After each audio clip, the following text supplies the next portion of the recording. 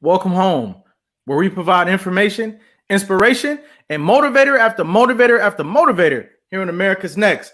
Hey, everybody, I got to give y'all a few updates. I had another dynamic Christmas where I got a new microphone, so I'm testing it out today. I don't know if I'm too loud or not. I've never used this microphone before, so feel free to drop a message in the chat if you have a problem hearing me or my guest or anything like that. Hey, Mom, she's out there right now. I'm trying out my new microphone. We have Ronnie Morris in the building today, and his name is Ronrico Morris. To be more specific, we are in for a dynamic conversation with this gentleman about his musical journey, and I'm thrilled to have it with him. So, Ronnie, where did your journey start?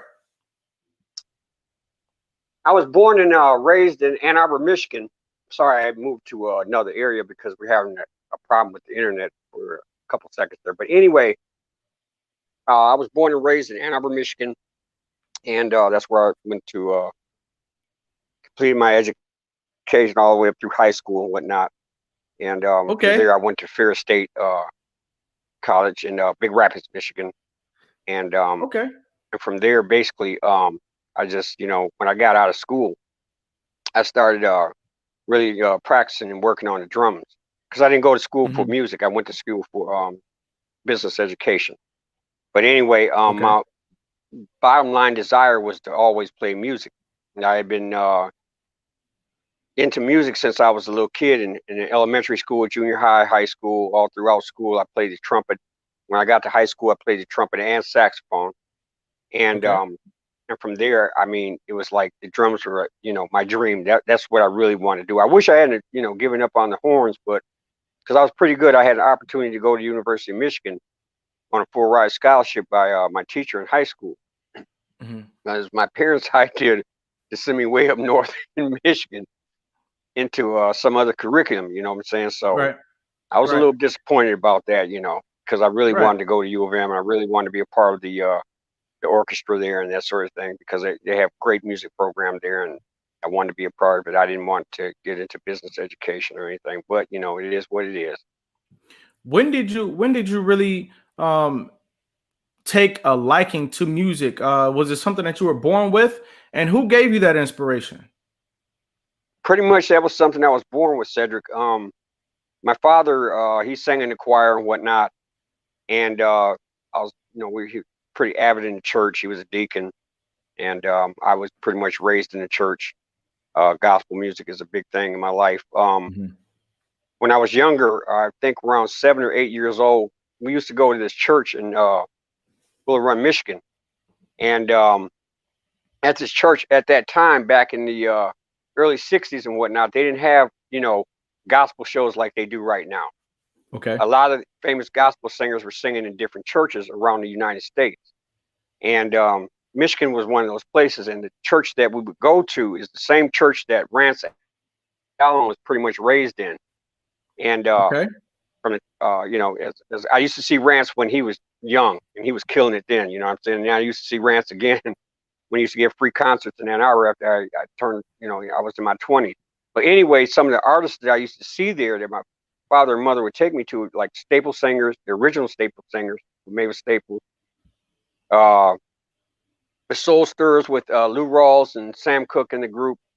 I saw the Five Blind Boys of Alabama, Five Blind Boys of Mississippi. Wow. Hold on.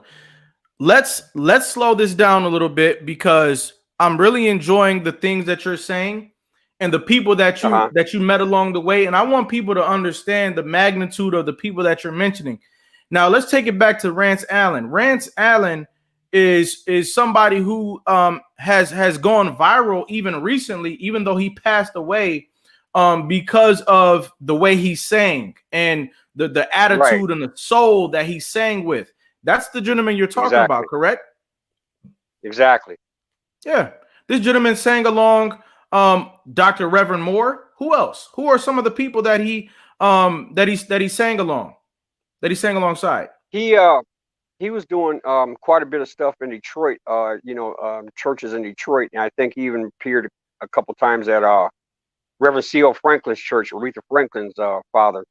Mm-hmm. They knew each other very well. In fact, Reverend Franklin knew a lot of people in the industry. He knew people like Ray Charles and B.B. King. And, he was pretty much the person who was instrumental in getting Aretha her recording contract. And now, who are we talking about? Aretha Franklin. Who helped Aretha Franklin? Her father. Okay. Reverend C.O. Franklin was the one who pretty much got her first record contract. And that was before she was on Atlantic Records. And because he knew a lot of people in the industry, and a lot of people knew Reverend C.L. too, because he was putting out records also. The man could sing, man. I'm serious.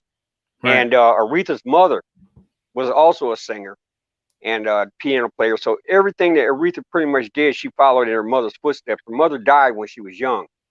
Okay. But she carried on that tradition. Her sisters, her brother. They had a little singing group at I think the church is called New Bethel Baptist Church. It's right down in Detroit. And downtown Detroit, not downtown Detroit, but the west side of Detroit.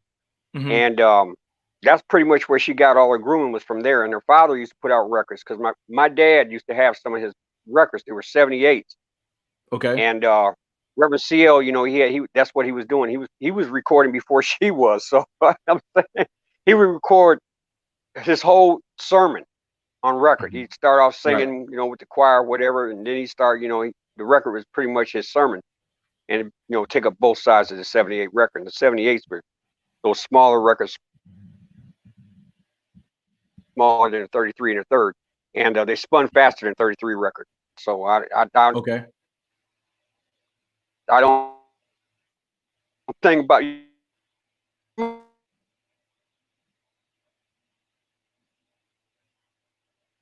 Ladies and gentlemen, if you're just now tuning in, this gentleman has been on quite a ride and quite a journey, and that's where we're learning from him today. His name is Ronrico Morris. We're already talking about Aretha Franklin, Rance Allen, and some of the other people that he's talking about are very powerful. Apparently, Aretha Franklin came from a musical family. Her mother and father were both into music, and that's where we are right now. If this is interesting to you, Rose Q. Hensley says, I remember those little records. Mama has some. Yeah, that's right. Yeah. Different size records. I was going to ask him about those different types of records. It seems like ancient history now, but as we know, those records were a big deal back then.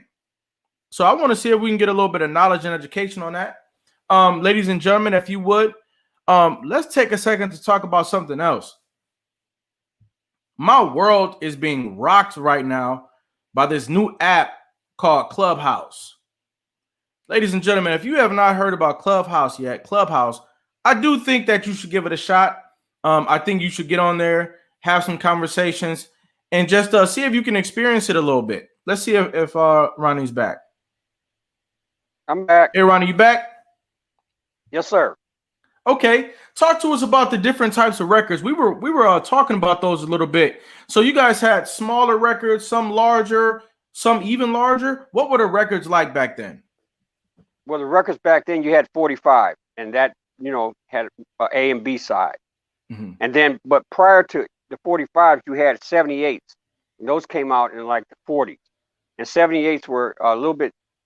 If you remember the disc that came out before the compact disc, where you could see movies and whatnot, those 78 discs were about the same size. I forgot what they call those now, but they were the same size as those laser discs. That's what they were called. Okay. And it was before DVDs came out, and CDs and whatnot. That was like the precursor to all that. Right. The 78s were a record that went 78 BPM. It spun real fast, almost like a 45, but it spun faster than a 45.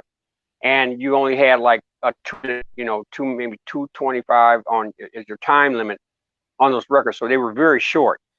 And a lot of the gospel records that came out back in the 50s and whatnot, that's the wax that they came out on 78 and whatnot. My father had a pretty big collection of people like Maddie Moss Clark, who was the mother of the Clark sisters.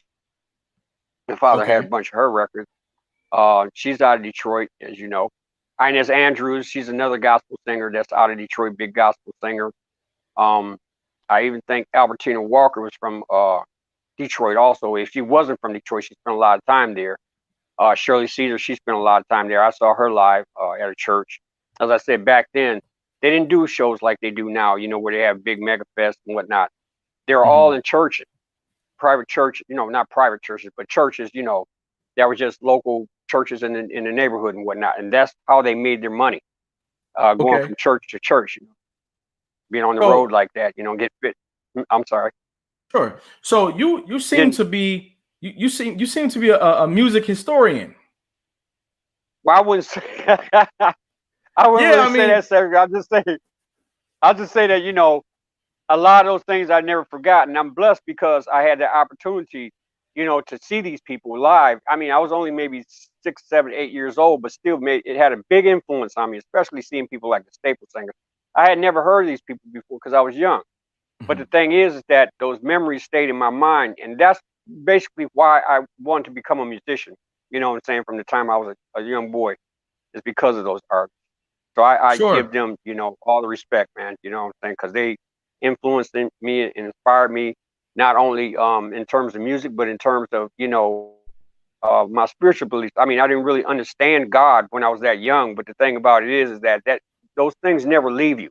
And as I grew older, that's when I grew closer to, you know, my religious, you know, beliefs and the questions that I had about God, and, you know, just everything, you know, my inquisitiveness. And as I said, I was raised in church. I sung in the choir. I directed the choir. The man who was a mentor to me, Dr. William Garrett, he's dead now. He sang with a group out of Detroit called the Howard Lemon Singers. And they were pretty popular too. And he was also the roommate for Donny Hathaway when they both went to Howard University. And I used to ask him a lot of questions about Donny Hathaway because I love Donny Hathaway. And but him and Donny were roommates at Howard University together. And Mr. Garrett was an awesome piano player, awesome singer. And you know, I'm saying, to see two guys like that rooming together at Howard University, I know that must have been pretty amazing for the choir at the university. You know what I'm saying? You got these two giants, and they weren't the only ones. There were so many there, but you can imagine back then just what that must have been like, you know, in terms of music and and the type of mentor that it made him to have had that robust musical experience. I'm sure he taught you some great lessons about life, spirituality, and music in general. Oh yeah, most definitely. He took a lot of time with me. I was I think 15 years old, but I was directing. I was like the first youngest choir director to direct the adult choir, and he was the head of that choir. And he taught me a lot about directing choir, lead singing, and all that stuff. You know what I'm saying? He taught us all. I mean, we had a great choir because of him. Well, are you able? Yes, many blessings on his legacy today. Let's definitely put that out there.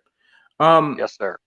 Are you able to talk to us today about building a choir or the musical arm of the church?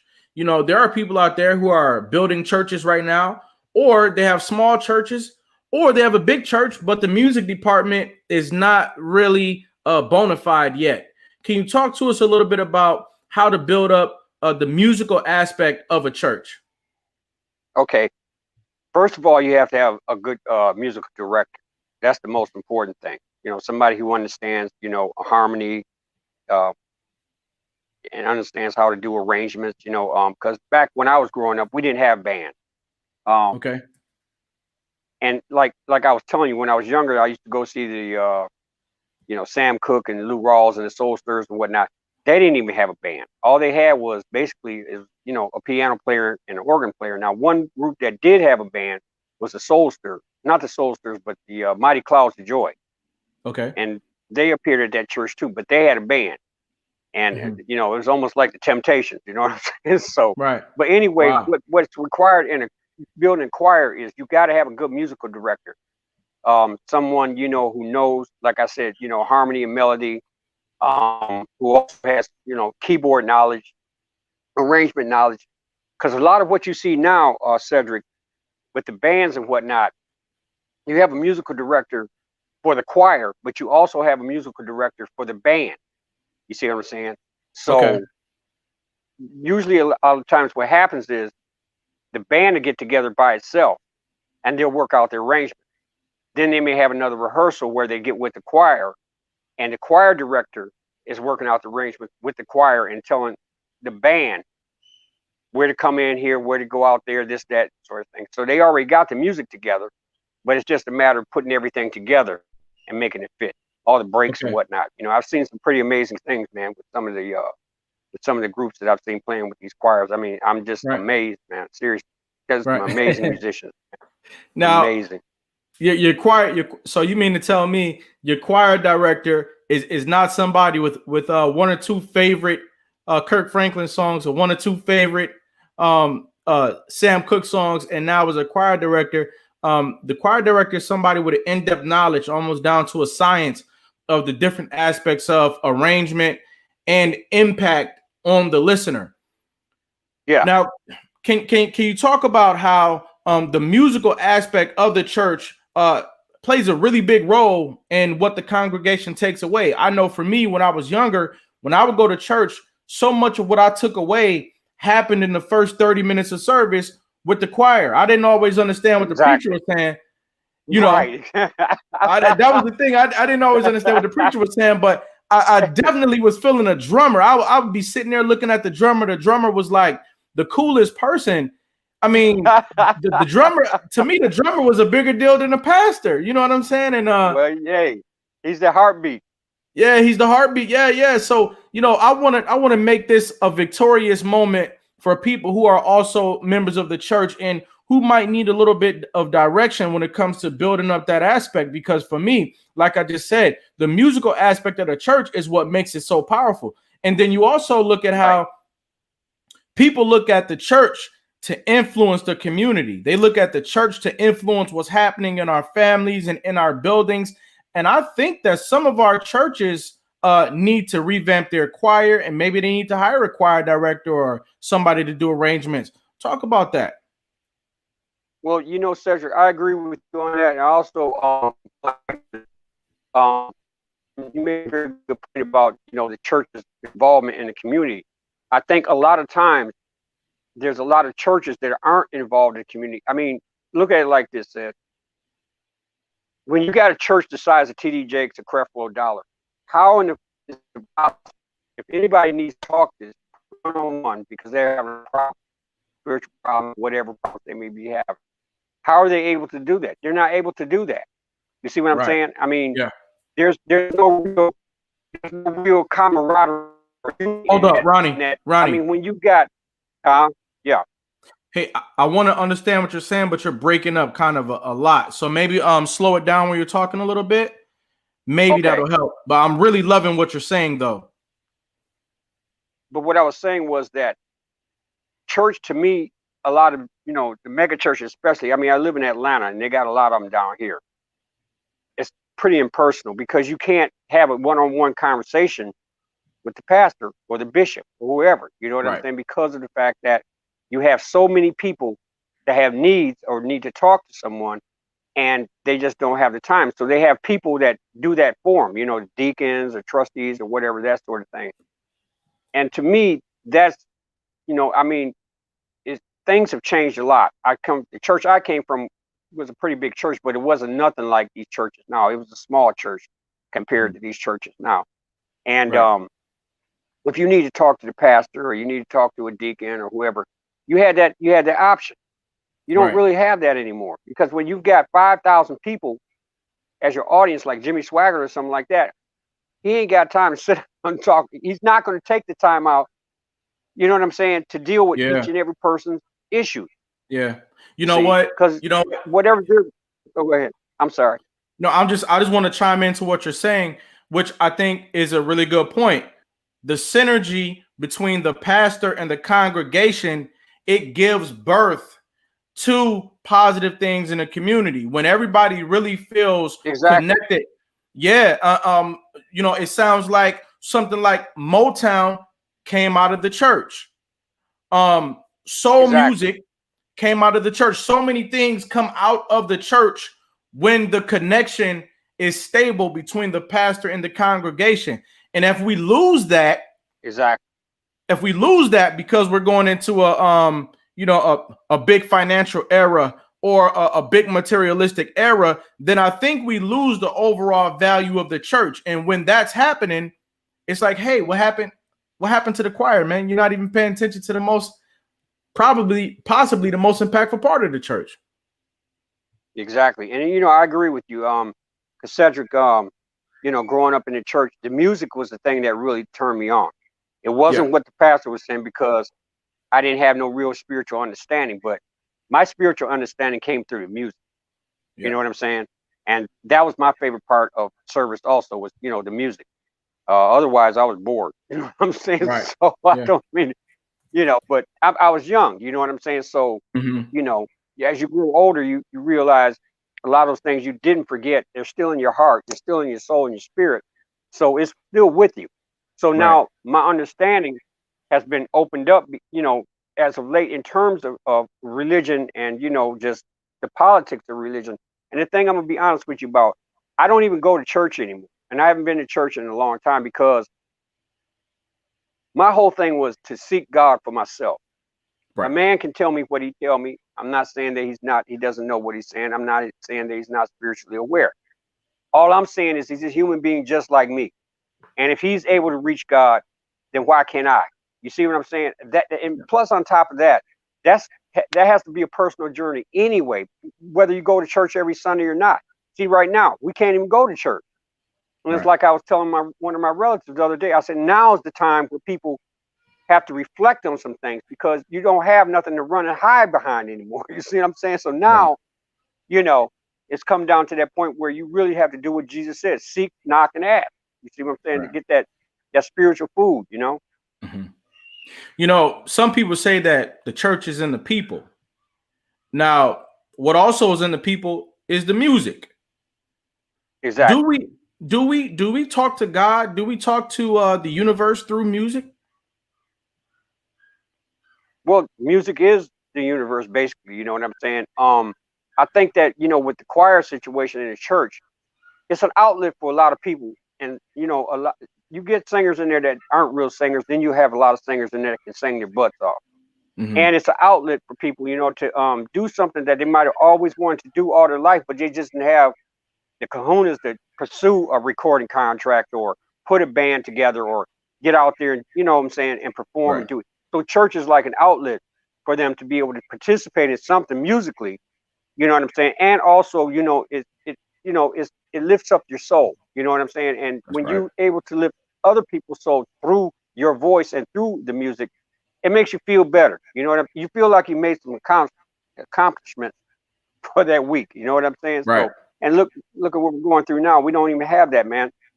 You know, everything is divided now. You know what I'm saying? I mean, you know, I don't want to get into any religious jargon or anything like that, but it's just horrible because of the fact that, you know, people can't worship together no more. You know what I'm saying? So I don't know if that's a sign from God that we weren't worshiping together anyway. So, you know, it doesn't even matter at this point. I don't know what the signs and the symbols are for that. But I do know this, you know, there's a lot of people that are hurting right now because they need that. You see what I'm saying? They need that. They need that. They may have been a drug addict or alcoholic or whatever. That's something they need. So, you know, and there's other people that go, and you know the truth. They're just there, man. They just show up. You know what I'm saying? I mean, it's not something that they really, it's tradition. You know what I'm saying? It's something they've been doing since they were a child. And that's what they're going to continue to do. Show up. You know what I'm saying? But that's it. Are those same people give a damn about what's happening in the communities? A lot of them don't, Cedric. A lot of them don't. You know, we got to be people who not only show up to a place like church, but also get involved. You know, you got to not only show up, but you got to not only show up, but you also have to get into the spirit. And I agree with you. You know, we are losing membership in the churches. I don't go to church every Sunday. I haven't been to church every Sunday in quite a while. But I will tell you this: the power of church music is undeniable. And I think that we can also Exactly. use this. We can also use this as a moment to remember the institution and the conduit that church is and has been, so that maybe we have a call to action to revitalize it. You know, to get Ronnie Right. back in the church, to get Cedric back in the actual church house. You know, people are Right. holding virtual services right now, and some of those services are empty because there's not as much buy-in. And so we have to be mindful that while we got all these new tools springing up, you know, I was talking earlier about this new app called Clubhouse. I've been on it today. It's been rocking my world. But we have all these different things that we are getting involved in, and if we're not careful, we won't have anything that is growing out of us. We'll be consuming everything around us, as opposed to providing something. Church is something that That's we right. were providing. You know, I spent some time of my life in Harlem, New York, and there are some churches there. People come from England, Europe, Africa, just to sit in those churches and listen to the gospel music Wow. that has been created here in America. It's a big Right. tourist industry for people to come from all over the world and listen to gospel music. And so I love the fact that you're a drummer. We're going to continue to explore that role that you played in American gospel music and what you did after gospel music. And so, ladies and gentlemen, you stay tuned. We're going to be right back with more of a very touching story from Ronnie Morris.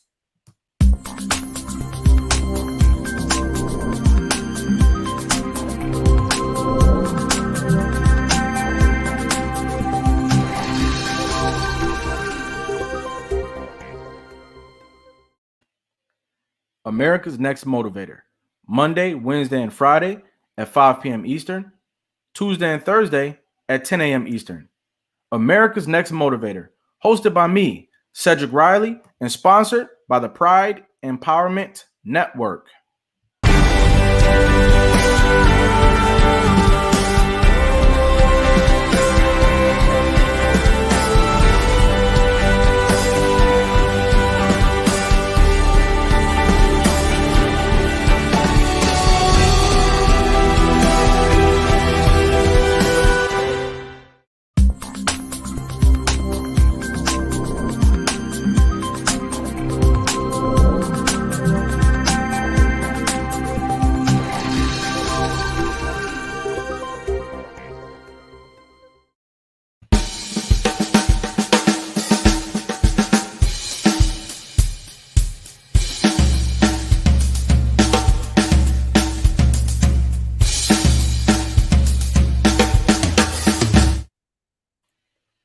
And we're back. Ronnie, how you feeling out there?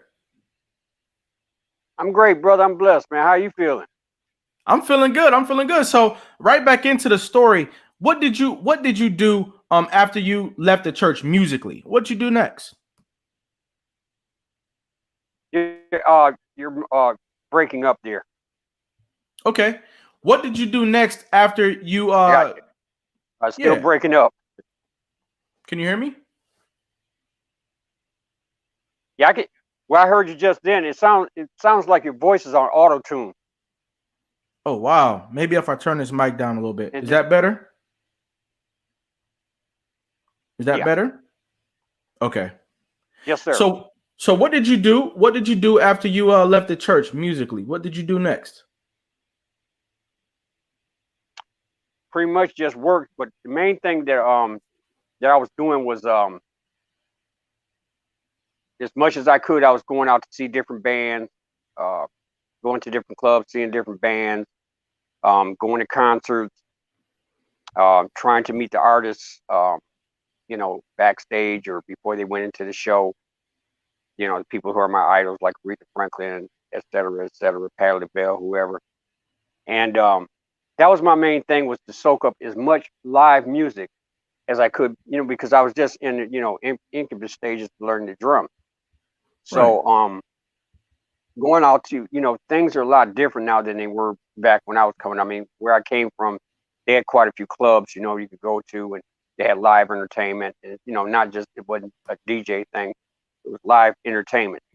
And the bands back then, excuse me, had a lot of good bands back then, and so that right there was my main thing, you know what I'm saying, was to grow in music and learn as much as I could by listening and watching and being right there in the moment, you know, checking things out, and then, you know, also trying to sit in, you know, and jam with cats, you know what I'm saying, that sort of thing. You have, I mean, that's something you have to do because that's the only way you're going to learn, you know what I'm saying, get up there and embarrass yourself. Right. Yep. So, you know, that was like for the first, what, 6, 7 years after I got out of high school, out of college. That was my main thing. That was my main adventure. Was just, like I said, taking as much music I could, jamming anytime I could, getting together with other musicians, and you know, finding a spot, a basement or whatever, we can get together and play. And you know, What would you say to people who are getting into drumming right now? They're drumming in the church, or they're drumming in their bands and stuff like that.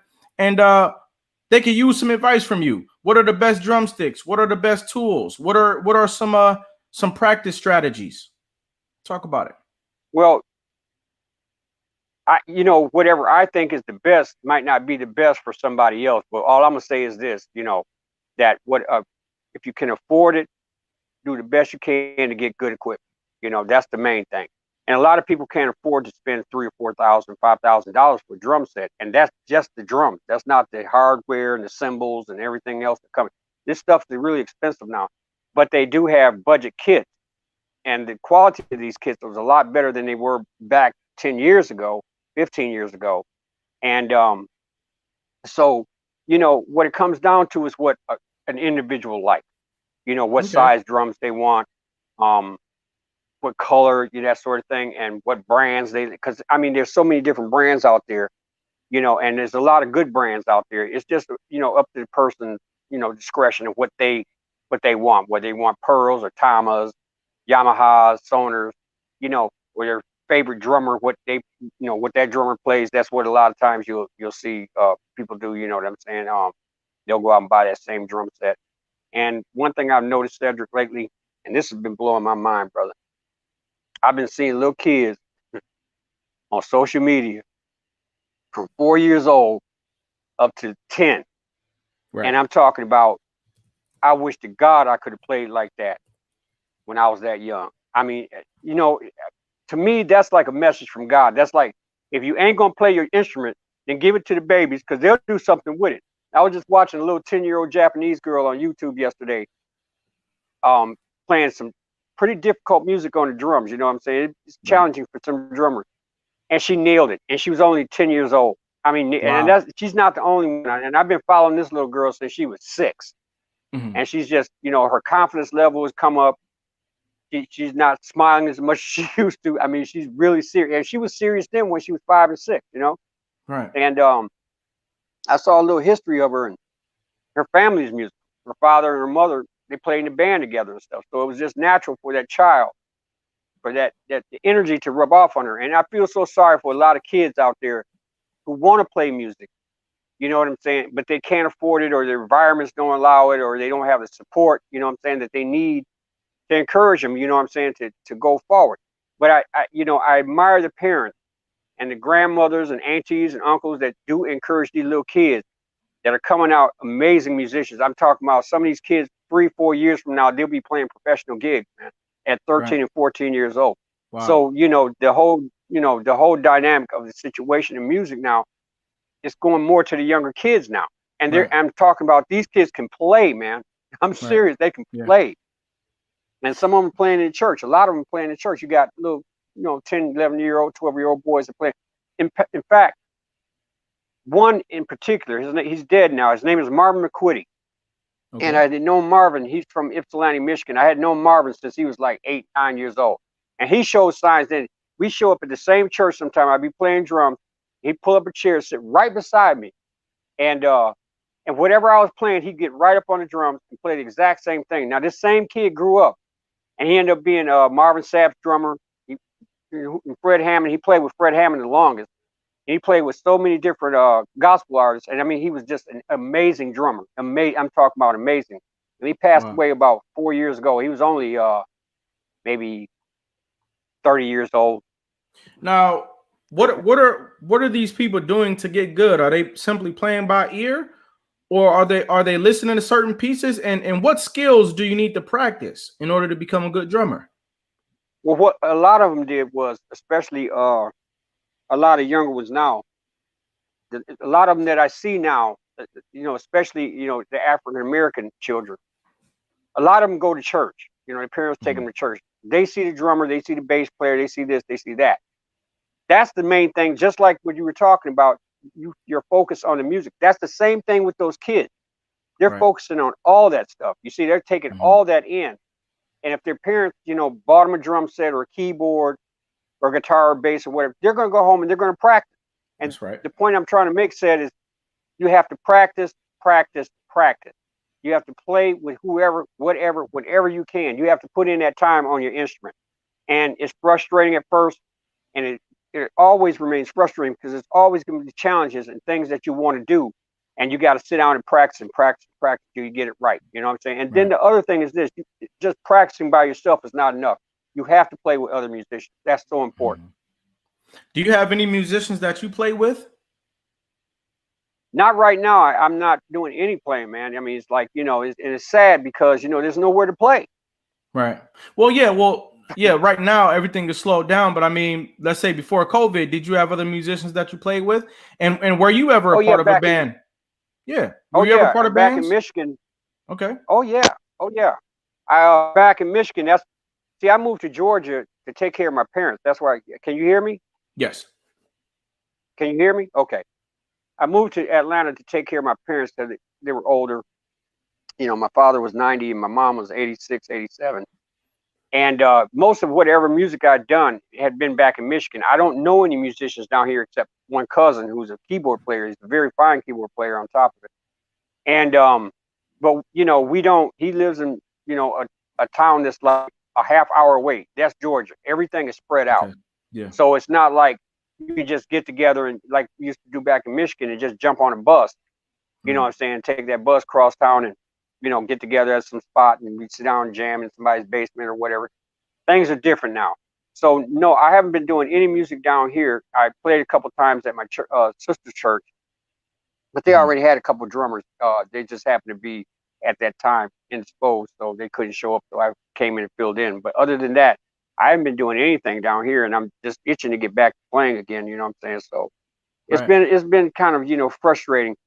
But the other thing is this: is that, like I said, there's nowhere to play right now, Cedric. Right.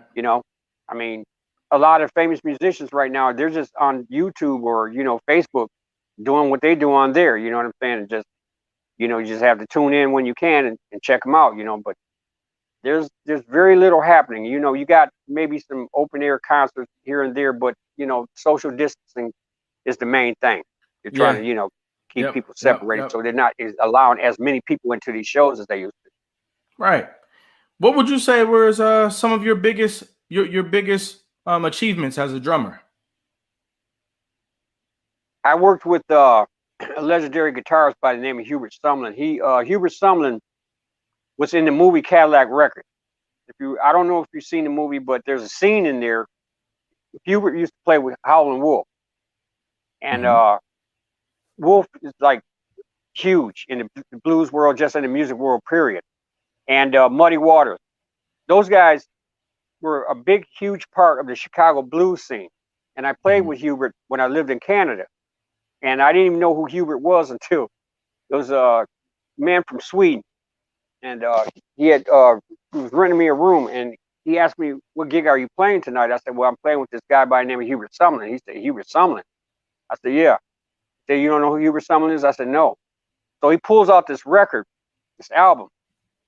And it's made by the Rolling Stones. It's called the London Sessions, the Rolling Stones featuring Howlin' Wolf and Hubert Sumlin. Now, the reason I shared that with you is because Hubert was a huge influence on that whole, the Rolling Stones, Led Zeppelin, you name it, Eric Clapton, Stevie Ray Vaughan, who was from America, but all the white artists that were into blues, Hubert was the guy that they admired the most, because he was like one of the first guitar players in blues to play a solo.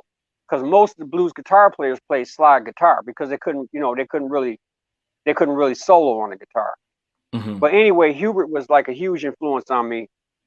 I happened to see him before he passed away, and he knew a lot of people. I mean, like I said, in the industry, in terms of legends, legendary musicians, he's like a huge influence on a whole lot of people. They knew him very well. You know what I'm saying? They loved him. He was a beautiful guy. The other guy I worked with is named Johnny Clyde Copeland. He was out of Texas, and he won a Grammy for this album that he came out with Robert Cray and Albert Collins. It was called Showdown, and they all won a Grammy Award for that. I told him he was going to win. He thought I was lying. He told me we made a $50 bet on it. We were playing. I said, Johnny, you're going to win. And so he's dead now, but he still owed me $50. So if I see him again somewhere, I want my $50. Right. I worked with a group called Was Not Was, and the Brides of Funkenstein from Parliament Funkadelic were in the group too. And on that tour, the guy who was the head of that band, Don Was, is a huge producer, and he's been that way for the past, 20, 25 years. I didn't even know when we were playing together that he was that involved in the music industry. He's now the head of the CEO of Blue Note Records. He produced so many legendary artists like the Rolling Stones, Bob Dylan, Roy Orbison, Tom Petty and the Heartbreakers.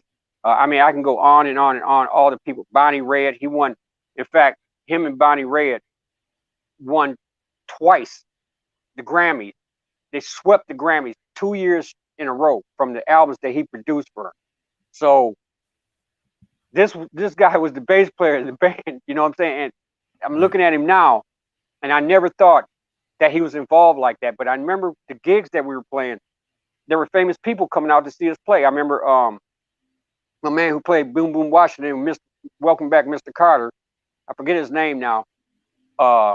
And I met Andy Warhol. I met Niles Rodgers from Chic, the band Chic. There were so many Talking Heads. Hold up. Andy Warhol. What was that like? He was cool. He's tall. He was he was about 6'6". And I don't know if you ever heard of Jean-Michel Basquiat. Absolutely. I met him. He was there that night. That was at the Mud Club. That was the same night I met Niles Rodgers from Chic. But yeah, Andy was cool, and he gave the band a really good write-up in his magazine. He has a it's still in existence, but he's dead. But it's called Interview Magazine. And he did a review on the band, and I didn't know that Don knew this guy. He knew a lot of people in the industry, and see, I had no knowledge of any of that. You know what I'm saying? So I'm wondering, wow, that's Andy Warhol over there. That's so-and-so. That's such and such. These people are turning up at our gigs, man. You know what I'm saying? I'm like, wow. I met Carly Simon, Deborah Harry from Blondie when we were in Boston. We went to California. I met, like I said, I met mostly actors and actresses in California. When you say you met some of these people, you mean like you were actually sitting there having conversations with them as well? Yeah, they were at the gig. Yeah, they loved the majority of the people that dug the band weren't the general public. The majority of the people that dug the band were all people who were involved in either the arts or music industry or the film industry. Okay. It blew my mind, man, because I'm meeting people, you know what I'm saying? I'm like, you're so-and-so, you're such, you know what I'm saying? I was like, wow, this is amazing. You come to find out, and you come to find out that when you're playing music and doing your thing, that you'll gain the attention of so-called celebrities, but they're just ordinary people. Yeah, they're just ordinary people. But the thing is, I'm saying, Cedric, is this: not many bands have that type of influence where, a lot of them do gigs, but you don't get a lot of people out there that about. You've seen the movies or you've seen their artwork or this, that, and you're rubbing shoulders with these people. And these people, you're sitting there in the backstage, sitting there kicking it with these people. You know what I'm saying? A lot of bands, they don't get that. And because we got that was because of Don Was. He was, like I said, he was involved in some pretty heavy stuff at that time producing, but I didn't know that. I didn't realize that he was that involved and that those kind of people knew him. Have you ever heard of Gregory Porter, the singer? You ever heard of Gregory Porter? No, but before we get to Gregory Porter, I want to talk a little bit about Basquiat. Now, Oh before, yeah, yeah, I heard his name in a song that was written by Jay-Z, and I had no idea who he was, and I looked him up, and then that same night I watched a documentary on him, and now he's one of my yeah, favorite people. He's one of my favorite people of all time. What was it like to yeah. at least have a brief conversation with him? It was cool, man. I mean, he was a little spaced out, you know what I'm saying? But Yeah. he was cool. I mean, because the place was packed. It was a small club. It's called a Mud Club, and that was the place that he used to go to all the time. And he even had a little band that he, did a little thing down there for a minute and whatnot. And but that was like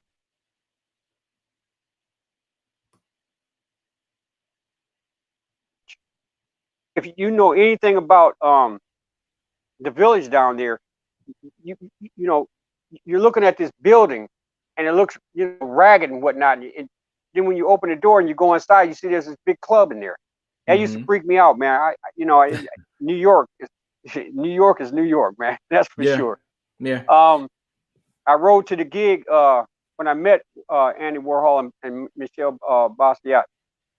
Um, like I said again, he was cool people, man. He was real quiet and reserved. You know what I'm saying? He was just pretty much just checking out the scene and stuff. Him and Andy, and they were Right. together and whatnot. They were the best friends and whatnot. But I wanted to tell you this, Cedric. I rode to that gig with you ever heard of Bernie Worrell, the keyboard player from P-Funk? No. Hey, hold up. I'm getting so much education today. Ladies and gentlemen, these are the types of conversations that you want to gather around and have. Make sure that you share this episode, like, subscribe, tag other people into this video, because it's journeys like these that give us insight into the past and help us to project a bright future. Now, he's mentioning people that I've only read about and seen on television. He's had interactions with them, he's learned with them, and he's given value to them. And that's what we're talking about today. So yes, go continue. I never heard of that person, and I also never heard of Greg Porter, who you mentioned.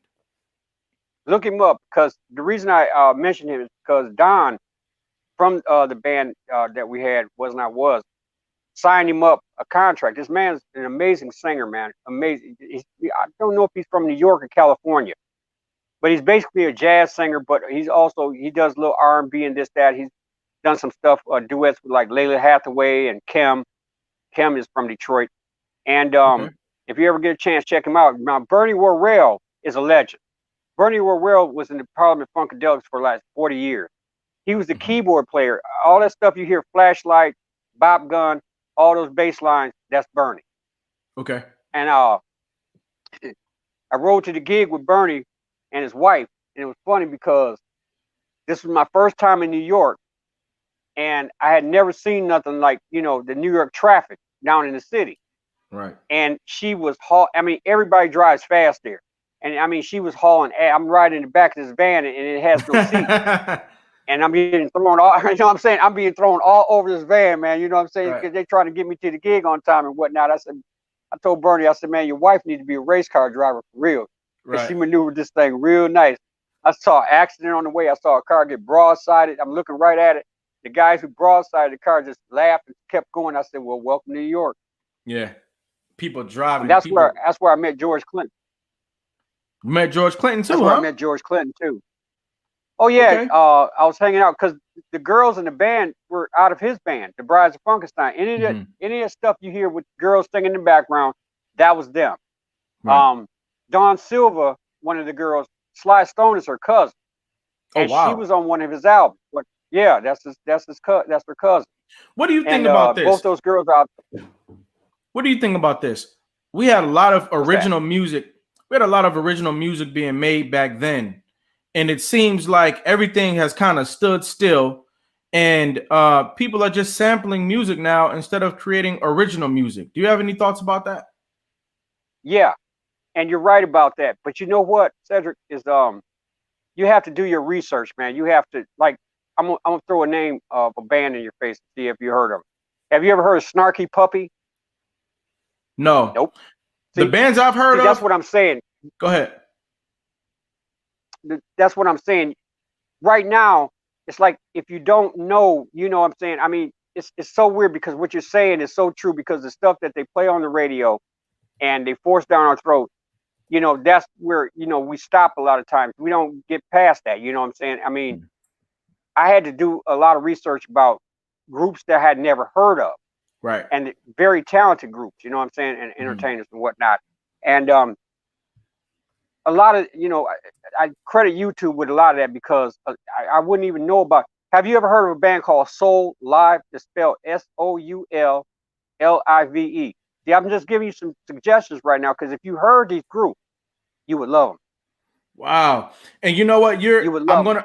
I'm gonna look them up, but you're making another good point right now about the undercurrent of great music that has always existed, and we have to go out there and look for it.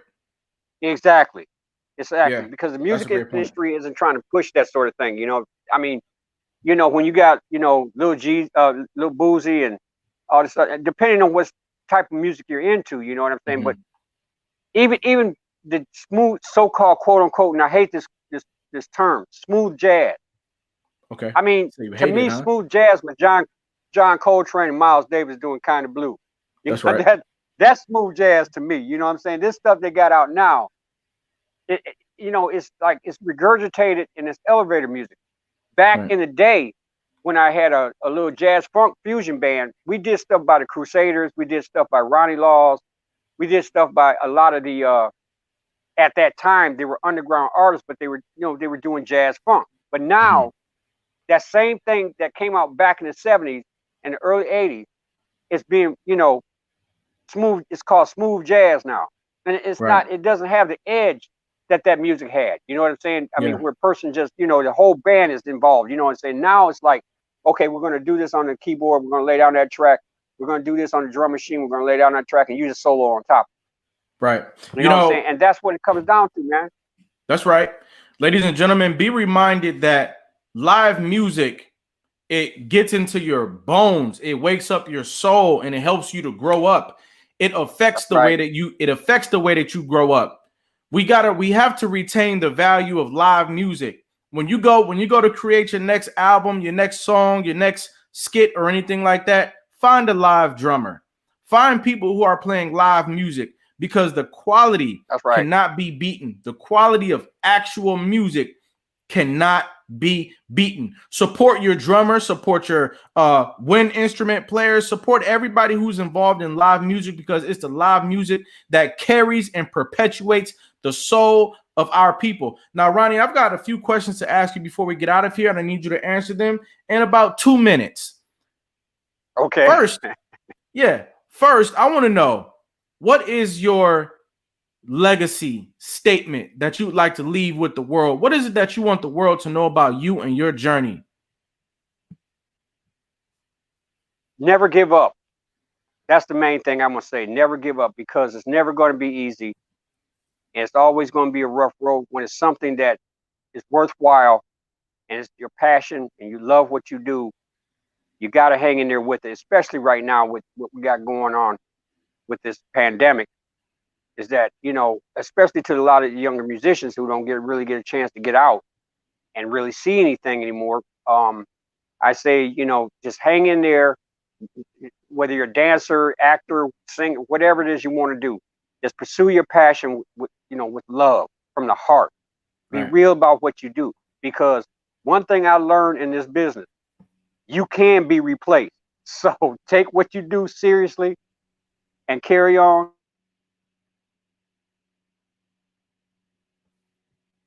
Those are great points right there. Great tips.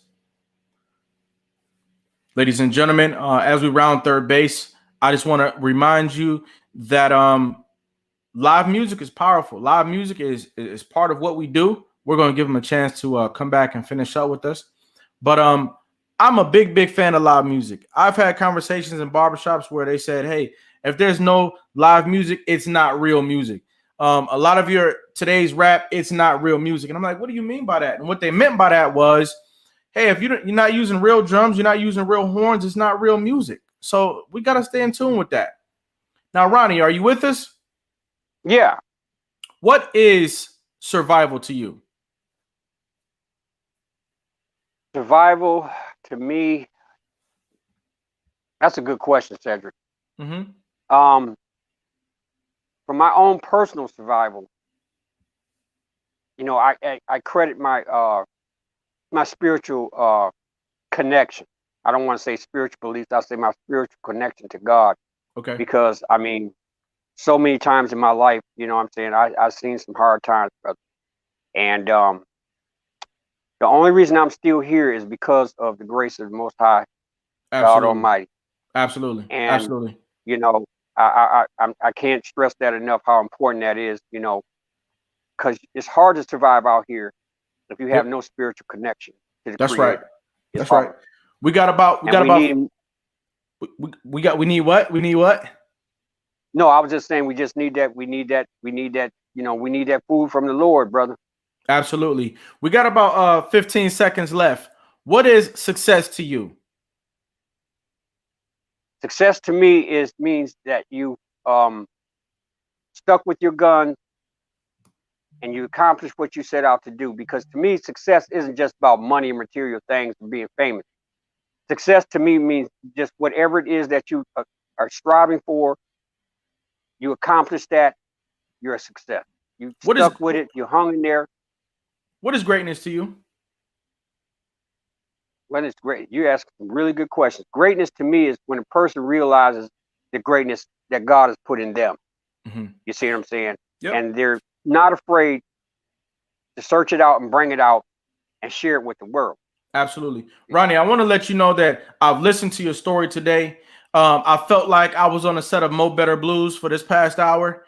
And I'm really inspired by the story that you told. I want to give you your respect today while you can still receive it. I want to give you your crown today while you can still receive it. Ladies and gentlemen, put your crown emojis in the building. We want to give you your crown today while you're still alive. You can still receive it. We want to let you know. Appreciate you, brother. Yes, sir. And let the world know that you are America's next motivator. I appreciate you, brother. It's nice sitting here talking with you, Cedric. You take care of your family, man. God bless you. And you stay up, brother. Keep doing what you're doing. Absolutely. Let's talk soon, okay? Yes, sir. All right. Bye-bye. He said, God bless. Ladies and gentlemen, each and every episode of America's Next Motivator is going to have something here for you. All you've got to do is stop by, pick it up.